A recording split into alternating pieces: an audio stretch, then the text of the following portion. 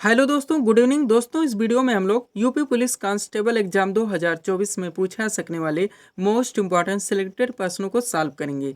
दोस्तों, आपके एग्जाम्स में जितने भी टॉपिक्स से क्वेश्चंस पूछे जाने हैं उन सभी टॉपिक्स को कलेक्ट करके ए टू जेड एक एक क्वेश्चन व एक एक फैक्ट चुन चुन के डाला गया है। इसके अलावा आपके प्रीवियस ईयर एग्जाम्स में पूछे गए प्रश्नों को भी शामिल किया गया है। साथ में एक्स्ट्रा फैक्ट को पूरी तरह से कवर करने का प्रयास किया गया है। तो दोस्तों, आप लोग इन्हें कॉन्सेंट्रेट होकर सॉल्व करें। क्वेश्चंस कम सॉल्व होने पर पुनः प्रश्नों का रिवीजन करें ताकि यूपी पुलिस कांस्टेबल के रिटन एग्जाम में आप लोग अच्छे से अच्छा स्कोर कर सकें। तो चलिए दोस्तों, ज़्यादा समय न लेते हुए हम लोग इन सभी मोस्ट इंपॉर्टेंट प्रश्नों को सॉल्व करना शुरू करते हैं। दोस्तों, क्वेश्चन नंबर 1 है हमारा, अस्पृश्यता क्रांति का वर्णन संविधान के किस अनुच्छेद में है। मूल अधिकार से मोस्ट इंपॉर्टेंट क्वेश्चन है, बिल्कुल आपके टेंड में है, आपके लेवल में है।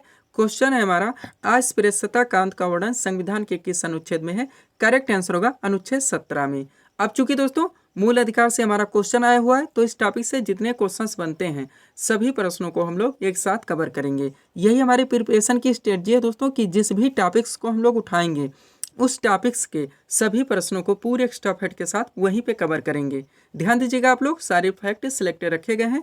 पहला पॉइंट है हमारा, भारतीय संविधान में मूल अधिकारों का वर्णन संविधान के अनुच्छेद 12 से 35 तक है, जो कि संविधान का भाग 3 है। एक एक फैक्ट मोस्ट इंपॉर्टेंट है दोस्तों आपके एग्जाम्स के लिए। आप लोग जानते हैं मूल अधिकार आप लोगों का फेवरेट टॉपिक रहेगा। अगला पॉइंट है हमारा, प्रारंभ में मूल अधिकारों की संख्या 7 थी, लेकिन 44वें संविधान संशोधन 1978 के द्वारा संपत्ति के अधिकार को मूल अधिकार से हटाकर एक विधिक अधिकार यानी कि एक कानूनी अधिकार बना दिया गया और अनुच्छेद 300 का में जोड़ दिया गया। तब से वर्तमान में टोटल मूल अधिकारों की संख्या 6 है। सभी फैक्ट से आप लोग प्रिपेयर रहेंगे। नोट देखिएगा, भारतीय संविधान में मूल अधिकारों का वर्णन यूएसए के संविधान से लिया गया है, ये भी आप लोग ध्यान रखेंगे। चलते हैं आगे दोस्तों, 6 मूल अधिकार देखते हैं। ध्यान दीजिएगा दोस्तों, सबसे पहले हमारा समानता का अधिकार जो कि अनुच्छेद 14 से 18 तक है। फिर है दोस्तों स्वतंत्रता का अधिकार जो कि अनुच्छेद 19 से लेकर 22 तक है। नेक्स्ट है शोषण के विरुद्ध अधिकार जो कि अनुच्छेद 23 से लेकर 24 तक है। ये सारे क्वेश्चन घुमा घुमा के डायरेक्टली भी पूछे जाते हैं, आप लोग जानते हैं। अगला है हमारा चौथा मूल अधिकार धार्मिक स्वतंत्रता का अधिकार जो कि अनुच्छेद 25 से लेकर अनुच्छेद 28 तक है। नेक्स्ट है संस्कृति एवं शिक्षा संबंधी अधिकार जो कि अनुच्छेद 29 और 30 में है। लास्ट है दोस्तों संवैधानिक उपचारों का अधिकार जिसका वर्णन अनुच्छेद 32 में है। ध्यान रखेंगे आप लोग, ये थे दोस्तों डायरेक्टली क्वेश्चन जो कि पूछे जाते हैं। अब यहाँ से और किस किस टाइप से क्वेश्चन बनते हैं उनको भी हम लोग कवर करेंगे। ध्यान देंगे दोस्तों, सबसे पहला है विधि के समक्ष समानता का अधिकार संविधान के किस अनुच्छेद में है, तो अनुच्छेद 14 में है। अब अगला कैसे है दोस्तों, अनुच्छेद 15 का संबंध किससे है।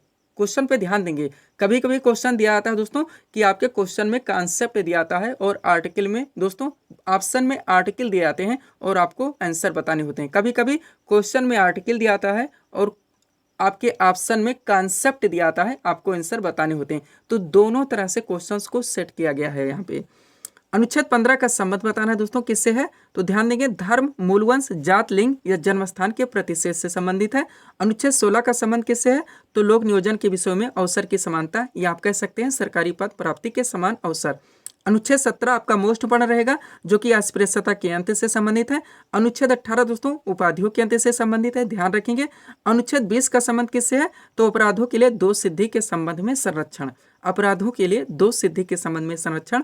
वह अनुच्छेद 21 का मोस्ट इंपॉर्टेंट रहेगा, 6 से 14 वर्ष तक के सभी बच्चों को निःशुल्क और अनिवार्य शिक्षा का अधिकार दोस्तों इसी आर्टिकल के तहत दिया गया है। दोनों तरफ से ध्यान रखेंगे। अगर क्वेश्चन ऐसा पूछा था अनुच्छेद 21 का संबंध किससे, तो आप कॉन्सेप्ट आपके ऑप्शन में मिलेगा, नहीं तो डायरेक्टली पूछा था 6 से 14 वर्ष तक के सभी बच्चों को निःशुल्क और अनिवार्य शिक्षा का अधिकार किस अनुच्छेद के तहत दिया गया है, तो अनुच्छेद 21 का है। तो ये थे दोस्तों मूल अधिकार के क्वेश्चन जिनको हम लोगों ने एक साथ कवर किए। आगे चलते हैं, थोड़ा सा पीडीएफ के बारे में बात करेंगे, पुनः हम लोग नेक्स्ट क्वेश्चन की ओर चलेंगे। ध्यान देंगे दोस्तों 4 पीडीएफ यहाँ पे हमारा लगा हुआ है, लेकिन हम लोग केवल यूपी पुलिस कांस्टेबल के बारे में ही बात करेंगे जिसका कि यहाँ पे हम लोग प्रिपरेशन कर रहे हैं। दोस्तों इसमें जो आपका पाठ्यक्रम है जीके, जीएस, जिसमें आपका जनरल साइंस भी शामिल है, करंट अफेयर्स, आपका पूरा यूपी स्पेशल व सामान्य हिंदी, इनके पूरे पाठ्यक्रम को टोटल 40 पीडीएफ के जरिए कंप्लीट किया गया है। पेड फीस 100 रुपीज़ रखी गई है। व्हाट्सअप नंबर आप लोगों के सामने है जहाँ पे आप लोग मैसेज कर पीडीएफ ले सकते हैं। ये पीडीएफ दोस्तों आपके यूपीएसआई एग्जाम्स जो कि आने वाले हैं, उसके बाद में स्टेट लेवल के जितने भी एग्जाम्स होंगे उत्तर प्रदेश के, वहाँ यूपी ट्रिपल एससी के द्वारा जितने एग्जाम्स करवाए जाएंगे सभी के पाठ्यक्रम को पूरी तरह से कवर कर रहा है। उसके बाद दोस्तों एसएससी जीडी लगा हुआ है हमारा, जो कि आप लोग जानते हैं CGL, CHSL, MTS, CPO सभी एग्जाम्स को पूरी तरह से कवर कर रहा है। Bihar SSC, Bihar police constable को कवर कर रहा है। यूपी PSC RO दोस्तों जो हमारा लगा हुआ था, अभी इस पर हम लोग यूपी PCS प्रीलिम्स को पूरी तरह से कवर करेंगे। तो PDF है दोस्तों जो आप लोग मैसेज कर ले सकते हैं अगर आप इनके कंपटीटर हैं, अच्छी प्रिपरेशन चाहते हैं। चलते हैं अगले क्वेश्चन की ओर। अगला क्वेश्चन हमारा क्या है, 2011 की जनगणना का आदर्श वाक्य क्या है, ये क्वेश्चन रखा गया है। यानी जनगणना से आगे आप लोगों का फेवरेट टॉपिक रहेगा ये। अब हम लोग क्या करेंगे, सबसे पहले क्वेश्चन देखें, उनका आंसर देंगे, पुनः हम लोग जनगणना से जितने क्वेश्चंस बनते हैं सभी प्रश्नों को एक साथ कवर करेंगे। क्वेश्चन क्या है, 2011 की जनगणना का आदर्श वाक्य क्या है। करेक्ट आंसर होगा हमारी जनगणना हमारा भविष्य। अब चलिए जनगणना से जितने मोस्ट इंपॉर्टेंट पॉइंट बनते हैं सबको हम लोग कवर करना शुरू करते हैं। पहला पॉइंट देखिएगा, भारत में जनगणना की शुरुआत 1872 में लॉर्ड मेयो के कार्यकाल में हुई थी। इससे भी आप लोग प्रिपेयर रहेंगे। फिर है दोस्तों, भारत में नियमित जनगणना की शुरुआत 1881 में लॉर्ड रिपन के कार्यकाल में की गई थी। सारे पॉइंट से प्रिपेयर रहेंगे। अगला है जनगणना संघ सूची का विषय, ध्यान रखिएगा। भारतीय संविधान की अनुसूची 7 में संघ सूची, राज्य सूची और समवर्ती सूचियों का वर्णन है। संघ सूची के विषयों पर कानून बनाने का अधिकार भारतीय संसद को है। राज्य सूची के विषयों पर कानून बनाने का अधिकार राज्य के विधानमंडल को है। समवर्ती सूची के विषयों पर कानून बनाने का अधिकार भारतीय संसद व राज्य विधानमंडल दोनों को है। लेकिन अगर किसी भी विषय पर दोनों के मध्य विवाद उत्पन्न होता है तो भारतीय संसद के द्वारा बनाया गया कानून मान्य होगा। अब पॉइंट है दोस्तों, जनगणना की सूची का विषय तो एक संघ सूची का विषय। इसका अर्थ ये हुआ कि इस पर भारतीय संसद के द्वारा कानून बनाया जाएगा, जिसका वर्णन संविधान के अनुच्छेद 246 में है। ये भी ध्यान रखेंगे। आगे चलते हैं। 2011 की जनगणना भारत की 15वीं जनगणना और स्वतंत्र भारत की 7वीं जनगणना थी। ध्यान रखेंगे 2011 की जनगणना के समय जनगणना आयुक्त कौन थे, तो डॉक्टर C चंद्रमौली थे। अगला है 2011 की जनगणना का आदर्श वाक्य, तो हमारी जनगणना हमारा भविष्य। आगे चलते हैं। जनगणना 2011 के अनुसार भारत में कुल कितने जिले हैं, तो 640 जिले हैं। कितने जिले हैं, 640 जिले हैं। नेक्स्ट पॉइंट देखेंगे हम लोग, क्या है दोस्तों, जनगणना 2011 के अनुसार भारत का सर्वाधिक जनसंख्या वाला जिला तो थाने जो कि महाराष्ट्र में पड़ता है। फिर है जनगणना 2011 के अनुसार भारत का न्यूनतम जनसंख्या वाला जिला वो दिबांग वैली है जो कि अरुणाचल प्रदेश में पड़ता है। जो सबसे ज्यादा फिर सबसे कम, दोनों क्वेश्चन को एक साथ सेट कर रहे हैं दोस्तों ताकि याद करने में सहजता और सरलता महसूस हो सके। अगला है जनगणना 2011 के अनुसार भारत का सर्वाधिक जनघनत्व वाला राज्य तो बिहार है। और जनगणना 2011 के अनुसार भारत का न्यूनतम जनघनत्व वाला राज्य अरुणाचल प्रदेश है। नेक्स्ट है जनगणना 2011 के अनुसार भारत का जनसंख्या घनत्व तो 382 व्यक्ति प्रति वर्ग किलोमीटर है। अगला पॉइंट देखेंगे, जनगणना 2011 के अनुसार भारत का साक्षरता दर कितनी है, तो 74.04% ये ओवरऑल है दोस्तों। अब इसमें पुरुष साक्षरता दर की बात की जाए तो 82.14% है, और महिला साक्षरता दर की बात की जाए तो 65.46% है। दोनों आप लोग ध्यान रखेंगे। चलते हैं अगले क्वेश्चन की ओर। क्या है दोस्तों अगला पॉइंट हमारा, जनगणना 2011 के अनुसार भारत का सबसे साक्षर राज्य तो केरल है। और जनगणना 2011 के अनुसार भारत का न्यूनतम साक्षर राज्य वो बिहार है। दोनों पॉइंट ध्यान रखेंगे। फिर है जनगणना 2011 के अनुसार भारत का सर्वाधिक लिंगानुपात वाला राज्य वो केरल है। और जनगणना 2011 के अनुसार भारत का न्यूनतम लिंगानुपात वाला राज्य वो हरियाणा है। चलते हैं आगे। जनगणना 2011 के अनुसार भारत का सबसे कम जनसंख्या वाला राज्य वो सिक्किम है। और जनगणना 2011 के अनुसार भारत का सर्वाधिक जनसंख्या वाला राज्य उत्तर प्रदेश है। ये सारे पॉइंट्स है दोस्तों जो कि जनगणना से क्वेश्चन बनते हैं। PDF हमारा लगा हुआ है, आप लोग जानते हैं, Bihar SSC, UP police constable, SSC GD व यूपी PSC RO। चलते हैं आगे। अगला क्वेश्चन क्या है दोस्तों हमारा, कपोत का सही तद्भव शब्द होगा। क्वेश्चन कहाँ से आ गया, हिंदी के तत्सम तद्भव से। मोस्ट इंपॉर्टेंट आप लोग जानते हैं क्वेश्चन यहाँ से बनेंगे, हमारे सिलेबस में पूरी तरह से मेंशन किया हुआ है। क्वेश्चन है कपोत का सही तद्भव शब्द होगा तो कबूतर होगा। अब देखेंगे ये क्वेश्चन और आंसर थे। अब तत्सम तद्भव से जितने क्वेश्चंस मोस्ट इंपॉर्टेंट बनते हैं आपके शब्द वो सभी एक साथ कवर कर लिए गए हैं। ध्यान दीजिएगा दोस्तों, आप लोग एक तरफ दिया गया है तत्सम, फिर तद्भव, फिर तत्सम, फिर तद्भव।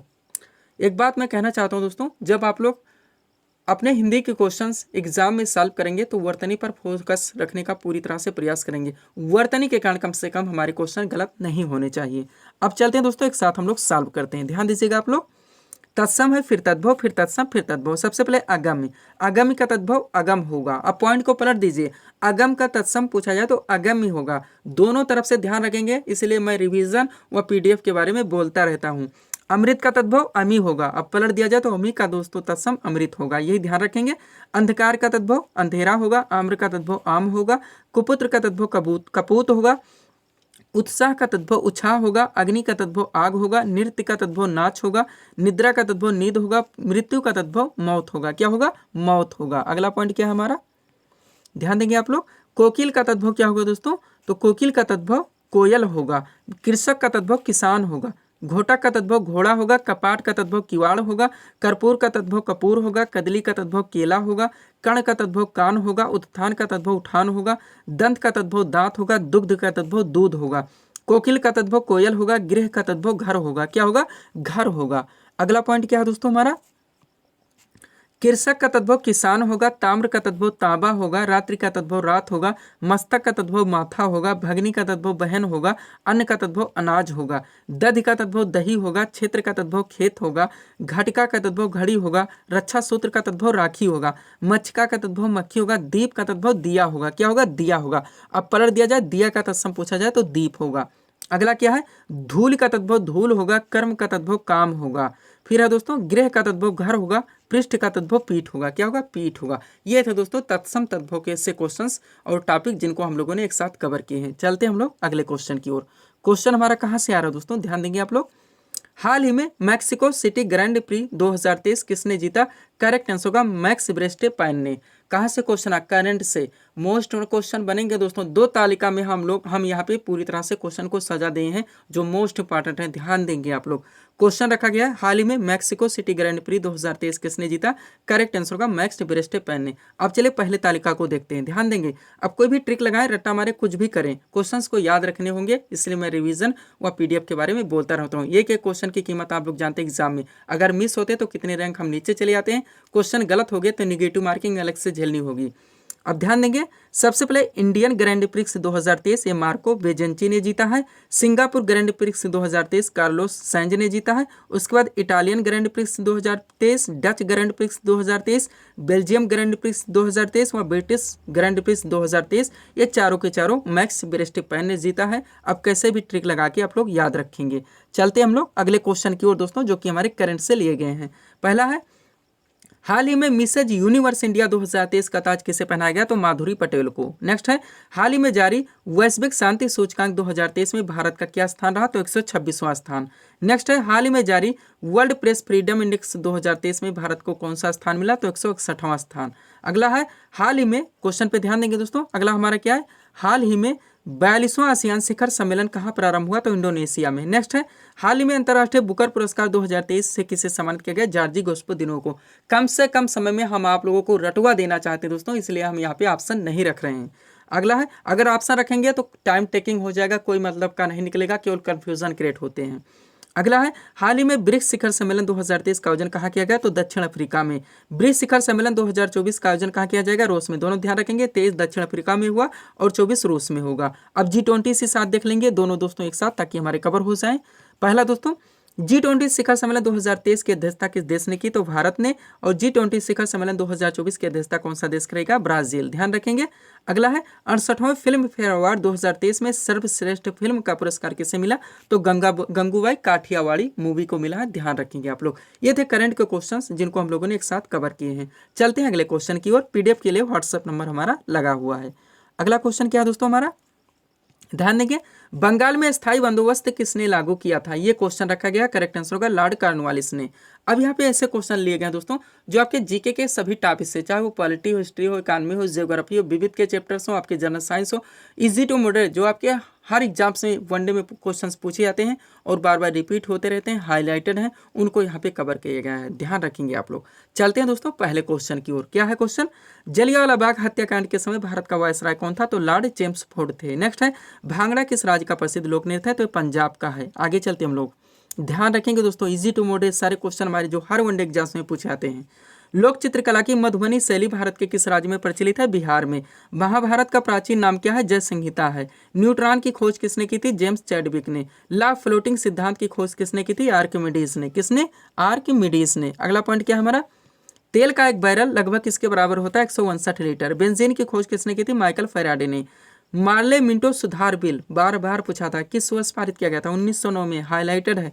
भारत में राष्ट्रीय आय की गणना किसके द्वारा की जाती है? सीएसओ के द्वारा, यानी कि केंद्रीय सांख्यिकीय संगठन के द्वारा। अगला क्वेश्चन क्या है, इलेक्ट्रॉन की खोज किसने की थी? जे थॉमसन ने। हर्षचरित के लेखक कौन है दोस्तों? तो बाणभट्ट हैं। दक्षिण एशियाई खेल परिषद का गठन किस वर्ष में हुआ था? 1983 में। स्टेटिक से ऐसे मोस्ट में क्वेश्चन पूछे जाते हैं। गारो, खासी तथा जयंतिया पहाड़ियां किस राज्य में स्थित है? मेघालय में। तीनों एक साथ दे दिया गया है। गारो, खासी, जयंतिया अलग अलग देने की जरूरत नहीं, कंफ्यूजन क्रिएट होगा। यहाँ पे हम सब कुछ एक साथ करवाना चाहते हैं। अगला क्या है? नीति आयोग का गठन कब किया जाता है? 1 जनवरी 2015। डेट जरूर ध्यान रखेंगे, 1 जनवरी 2015 डेट से यहाँ क्वेश्चन पूछाता है। मुद्रा राक्षस नामक पुस्तक के लेखक कौन थे? तो विशाख दत्त थे। कौन थे? विशाख दत्त थे। 2 क्वेश्चन और हैं यहाँ से, अगले क्वेश्चन की ओर बढ़ेंगे। शिव समुद्रम जलप्रपात किस नदी पर स्थित है? तो कावेरी नदी पर। और रोवर्स कप किस खेल से संबंधित है? तो फुटबॉल से संबंधित है। किससे? फुटबॉल से। ये थे दोस्तों स्टैटिक जीके से ज्यादा क्वेश्चन उठाएंगे जो हमारे ट्रेंड में रहते हैं, उन प्रश्नों को हम लोग यहाँ पे कवर किए हैं। अगला क्वेश्चन हमारा क्या है? पंडित रविशंकर का संबंध किस वाद्यंत्र से? तो सितार वादक है। क्वेश्चन कहाँ से आ गया? वादक एवं वाद्यंत्र। अब यही दोस्तों एक क्लास में हम लोग पढ़ते हैं और कंफ्यूजन क्रिएट होता है, कौन किस में चला गया, कौन सितार में होगा, कौन तबला, कौन शहनाई, कौन बांसुरी। हम 1 से 1.5 मिनट में पूरी तरह से यहाँ पे कंप्लीट करेंगे इस टॉपिक को। देखिएगा आप लोग, क्वेश्चन रखा गया पंडित रविशंकर का संबंध किस वाद्यंत्र से है? तो दोस्तों ये सितार वादक है। आप चलिए एक साथ कवर कर लेते हैं 1 मिनट के अंदर इस टॉपिक को पूरी तरह से। एक तरफ दिया गया वादक, दूसरी तरफ वाद्यंत्र। सबसे पहले कौन है? पंडित रविशंकर, निखिल बनर्जी, विलायन खां। तीनों की तीनों मोस्ट इंपॉर्टेंट है, सितार वादक हैं। जाकिर हुसैन, अल्लाह रखा खां, गुदई महाराज। तीनों की तीनों तबला वादक हैं। हरिप्रसाद चौरसिया, पन्नालाल घोष और रोनू मजूमदार। तीनों की तीनों बांसुरी वादक हैं। अमजद अली खां, अलाउद्दीन खां और अली अकबर खां। तीनों की तीनों सरोद वादक हैं। एक नाम उस्ताद बिस्मिल्लाह खां शहनाई वादक और शिव कुमार शर्मा संतूर वादक। बस इतना ध्यान रखें, आपके क्वेश्चन मिस होने वाले नहीं हैं। पीडीएफ के लिए व्हाट्सअप नंबर हमारा लगा हुआ है। हम चाहते हैं कम से कम समय में आप अपने पूरे पाठ्यक्रम को अच्छे खासे ढंग से कंप्लीट कर सकें, जो कि पीडीएफ में पूरी तरह से मेंशन कर दिया गया है।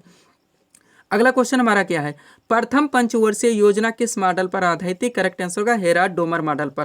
क्वेश्चन पंचवर्षीय योजना से आ चुका है, आप लोग जानते हैं फेवरेट टॉपिक ये भी आप लोगों का रहेगा। क्वेश्चन हम लोगों ने देखा, उनके आंसर दिए। अब जो पंचवर्षीय योजना से मोस्ट क्वेश्चंस बनते हैं सबको एक साथ कवर करेंगे। देखिएगा दोस्तों आप लोग, चलिए हम लोग शुरू करते हैं पहले पॉइंट से। प्रथम पंचवर्षीय योजना अवधि 1 अप्रैल 1951 से 31 मार्च 1956। जो फैक्ट मोस्ट इंपॉर्टेंट है सबको कवर कर लिया गया है। कोई भी फैक्ट इसमें है दोस्तों, उस पर ध्यान दीजिएगा, वो अनावश्यक नहीं रखा गया। जहां से क्वेश्चन बनते हैं उनको ही रखा गया है। मुख्य उद्देश्य इसका क्या था? कृषि विकास। नोट देखेंगे, इस योजना काल के दौरान कई बड़ी सिंचाई परियोजनाएं जैसे भाखड़ा नांगल परियोजना, दामोदर नदी घाटी परियोजना और ब्यास परियोजना शुरू की गई। ये भी क्वेश्चन पलट के पूछा था कि भाखड़ा नांगल परियोजना, दामोदर नदी घाटी परियोजना, ब्यास परियोजना किस पंचवर्षीय योजना के दौरान संचालित हुई थी? तो प्रथम पंचवर्षीय योजना है। द्वितीय देखेंगे, दूसरी पंचवर्षीय योजना की अवधि 1 अप्रैल 1956 से 31 मार्च 1961।